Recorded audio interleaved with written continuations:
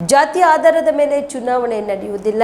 ದೇಶ ಅಭಿವೃದ್ಧಿ ನಾವು ಮಾಡಿರುವ ಕಾರ್ಯದ ಮೇಲೆ ಚುನಾವಣೆ ನಡೆಯುತ್ತದೆ. ಪ್ರಜಾಪ್ರಭುತ್ವದಲ್ಲಿ ಎಲ್ಲರಿಗೂ ಚುನಾವಣೆಗೆ ನಿಲ್ಲುವ ಹಕ್ಕಿದೆ ಎಂದು ಕೇಂದ್ರ ಸಚಿವ ಪ್ರಹ್ಲಾದ್ ಜೋಶಿ ಹೇಳಿದರು.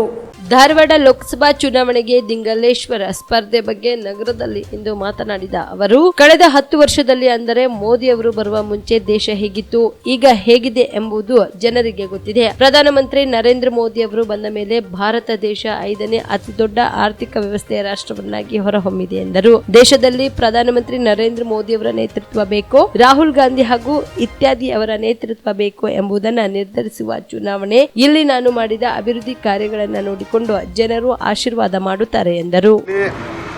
ನನಗೇನು ಹೇಳೋದಿಲ್ಲ. ಪ್ರಜಾಪ್ರಭುತ್ವದಲ್ಲಿ ಚುನಾವಣೆ, ಅದರಲ್ಲಿ ಈ ಚುನಾವಣೆ ನಡೀತಾ ಇರೋದು.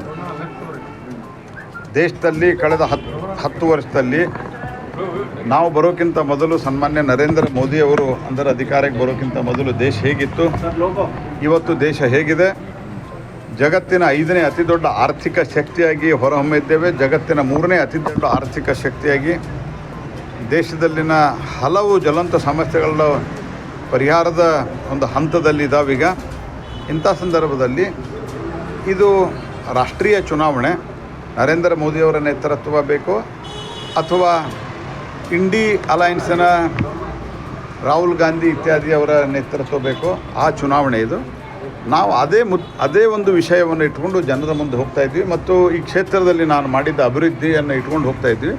ಉಳಿದಂತೆ ನನಗೆ ಯಾವ ವಿಷಯದ ಬಗ್ಗೆ ಏನು ಹೇಳೋದಿಲ್ಲ. ಇದು ರಾಷ್ಟ್ರೀಯ ವಿಷಯಗಳ ಮೇಲೆ, ರಾಷ್ಟ್ರೀಯ ಒಂದು ಸವಾಲಿನ ಮೇಲೆ, ರಾಷ್ಟ್ರದಲ್ಲಿರುವಂಥ ಸವಾಲಿನ ಮೇಲೆ ಮೋದಿಯವರ ನೇತೃತ್ವ ಮತ್ತು ಇತರರ ಮಧ್ಯೆ ಇರುವಂಥ ಚುನಾವಣೆ. ಹಾಗಾಗಿ ಅದಕ್ಕಿಂತ ಹೆಚ್ಚು ನಾನು ಏನು ಹೇಳಲಿಕ್ಕೆ ಬಯಸಿದೆ.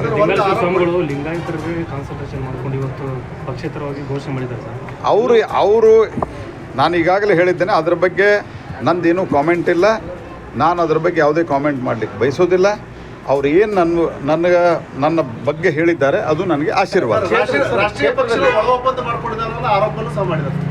ಅವ್ರೇನು ಮಾಡಿದ್ದಾರೆ ಅದಕ್ಕೆ ಯಾವುದೇ ಉತ್ತರ ಕೊಡಲಿಕ್ಕೆ ರಾಷ್ಟ್ರೀಯ ಪಕ್ಷದ ವಕ್ತಾರರು, ನಮ್ಮ ಎರಡೂ ಪಕ್ಷದ ವಕ್ತಾರರು ಇದ್ದಾರೆ, ಅವರು ಉತ್ತರ ಕೊಡ್ತಾರೆ. ನನಗೆ ಅದ್ರ ಬಗ್ಗೆ ಏನು ಹೇಳೋದು.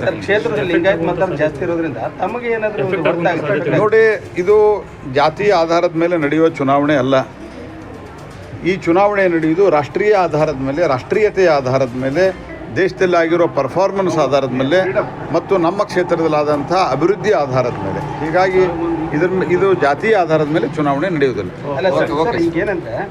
ಈ ತ್ರಿಕೋನ ಸ್ಪರ್ಧೆ ಆಗುತ್ತೋ ಅದ್ರ ಬಗ್ಗೆ ಈಗ ಸದ್ಯ ಯಾವುದೇ ಕಾಮೆಂಟ್ ನಂದಿಲ್ಲ. ಸುಬೇದಾರ್ ಕೇರ್ ಆಸ್ಪತ್ರೆ ಕಲಬುರಗಿ ನಗರದ ಸೇಡಂ ರಸ್ತೆಯಲ್ಲಿರುವ ಟ್ರಾಮಾ ಎಮರ್ಜೆನ್ಸಿ 24x7 ಸೇವೆ ಲಭ್ಯ.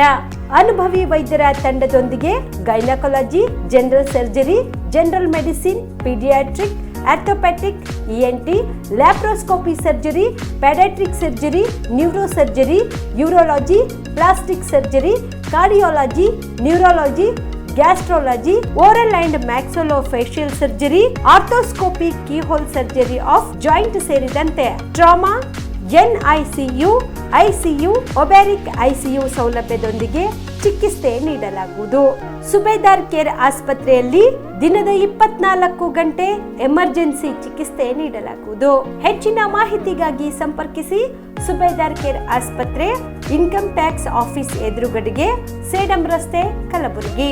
Mobile number 9483517777.